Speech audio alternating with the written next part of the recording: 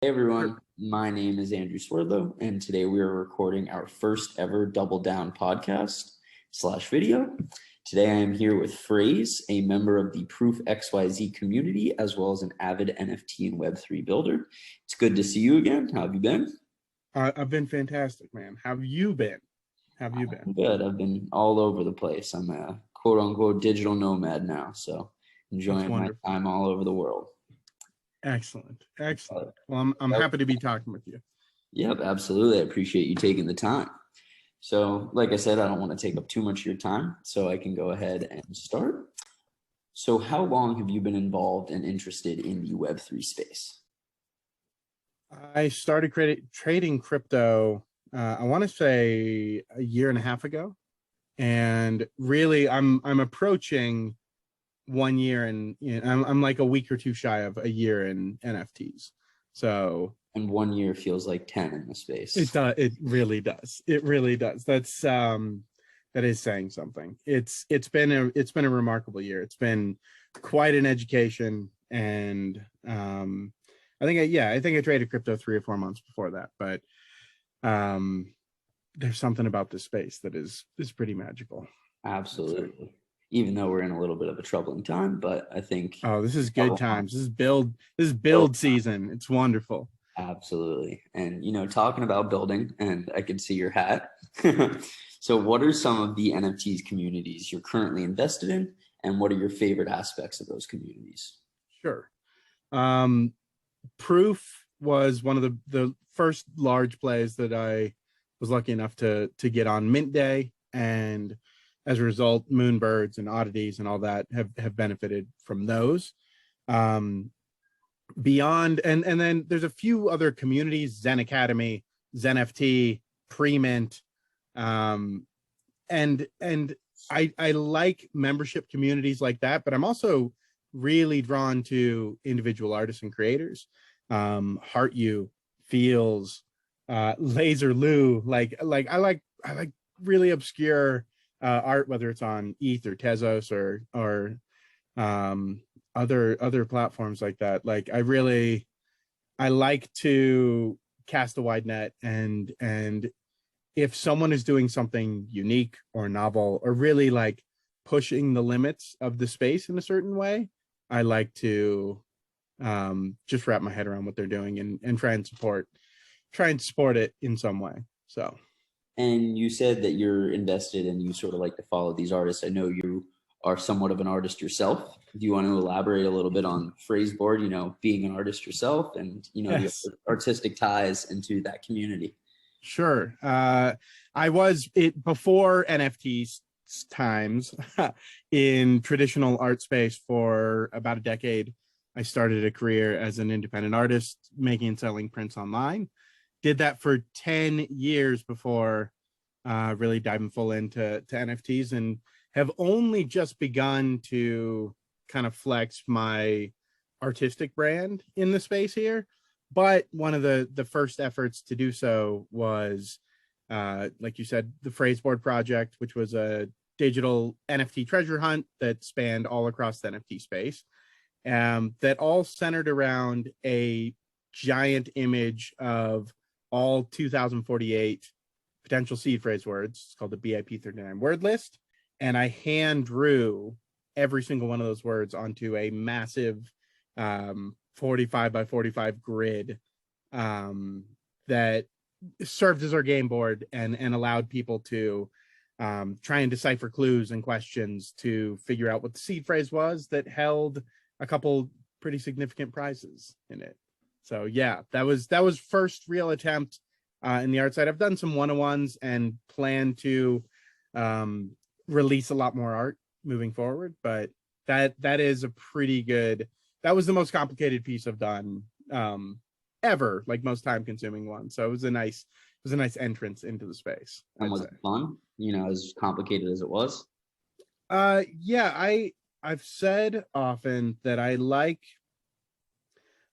coming up with the idea for a piece, and I remember, I can't remember the author who said this, but there's an author that said, I like having written more than I like writing. And I like having made art, I think, far more than I I mean, there's some like Zen elements to working on art, but especially pieces that are time consuming. And I think that one was 3 weeks of, I mean, it was 80 or 100 hours of work, and somewhere like the middle section is just kind of drudging through the drudgery for me. It's not as cathartic or relaxing as I think other artists might find it. But I like having completed things for sure.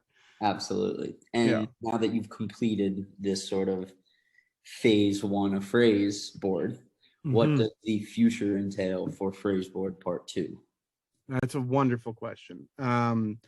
It's funny, we had a really so the first treasure hunt ran for 2 months, and it was for all its simplicity, or what we thought was simplicity, as we kind of reflected and looked back, and actually as we worked through that first project, we ran into a bunch of like speed bumps and just things that we wanted to improve and change. And when we, like, right after this first project, when the treasure hunt was solved and the winning team took their winnings, and we were gearing up to do kind of the next round, the next chapter really quickly, market took the downturn that it did, and we used that time to kind of pause and reflect and go, okay, what would have worked in March of this year won't necessarily work right now. And not only that, I don't want to just put some mid-level stuff out into the space, which is a lot of the stuff in the space. I really do. Yeah, it's very true. And for a while you could get away with a lot of mid-level shit. I mean, just anything would moon, anything would mint out. And there's actually a recent interview. There's a podcast, it's 100 Proof, with Derek Edwards and Kevin Rose. They had Snowfro on, and just hearing him talk about Chromie Squiggles and his approach to that, and the way he was incorporating the traditional art world, and just the level of care and attention and thought. I circled back. I sent that to my entire team. We all had kind of several deep discussions about where we were headed, what we had planned for the next chapter. And I got to a place where, like, the long and short of it was like, I don't think this is big enough, and I don't think this is ambitious enough. And even though it felt like a pretty significant leap from our first project. So all that to say, I feel like we have a good direction, and I feel like we have kind of good bones for what the next chapter is going to entail, but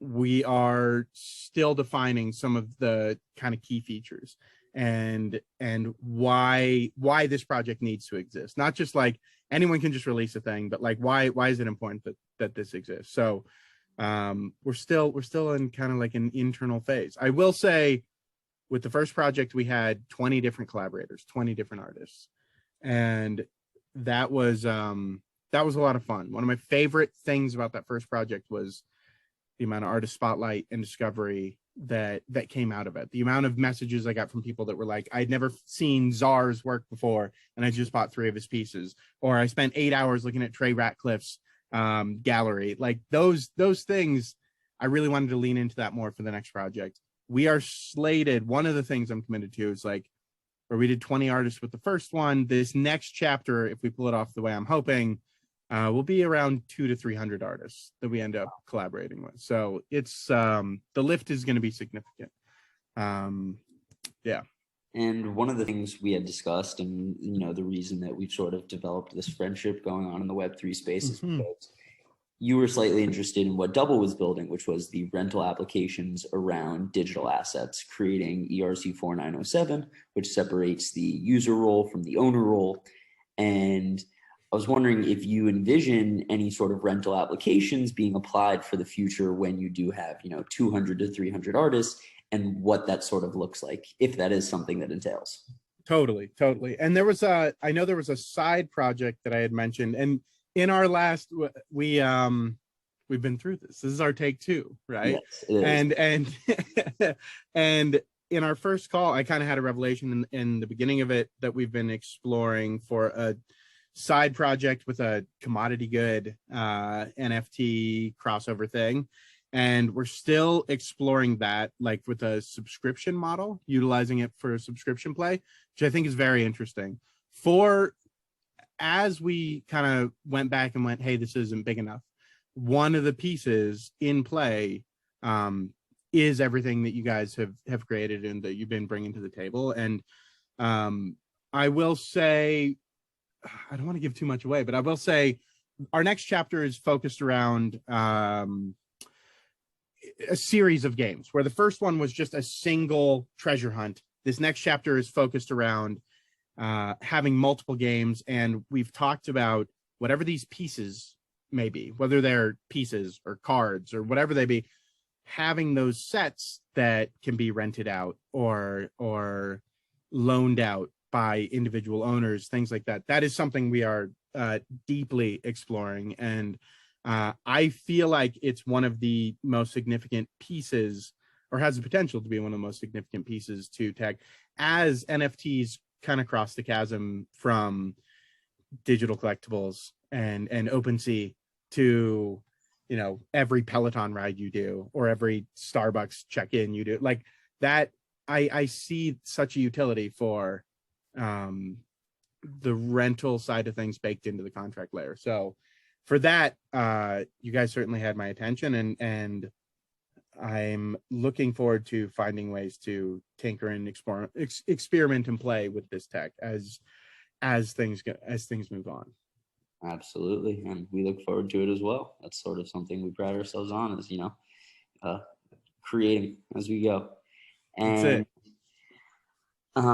just to sort of wrap up the questions that I have for today, sure, more of an overarching Web3 question. What is one piece of advice you'd give to someone who's entering or hesitant to enter the world of Web3? You know, it's funny. I had a message from someone, a DM from someone, just before this call, which was, so this is very front of mind. And I think a lot of people sit on the sidelines and wait for conditions to be perfect to begin a thing. And conditions will never be perfect, especially in a space that is moving so fast, or as fast as this, that even with Phraseboard, even with our first project, the amount of times we pivoted in the like 3 or 4 months that it was being developed, if we were waiting for something to be right, like we never would have got it off the ground, right? Start before you think you're ready and commit to actually launching. Like, one of my favorite lines ever comes from the team at Pixar. They say, our movies don't get finished, they get released. And it's just, you can always iterate, you can always make things better, you can always improve. But if you don't launch it, if you don't put it out into the world, you're not going to learn. You're not going to, like that. To me, it's one thing to dream, it's another thing to execute. So just do things, like just execute, just try, tinker, iterate, play. Wise words. I could not agree more. Nice. There you go. Like I said. There you go. And there you go. So being the first episode here, like, you're doing it, right? Yeah. Tinkering, I didn't really know play. how it was going to go. So we're just experimenting. There you go. There you go. So that's it, man. That's it. Yeah, those are all my questions that I have for you for today. Really appreciate you taking the time. My pleasure, man. Thanks so much.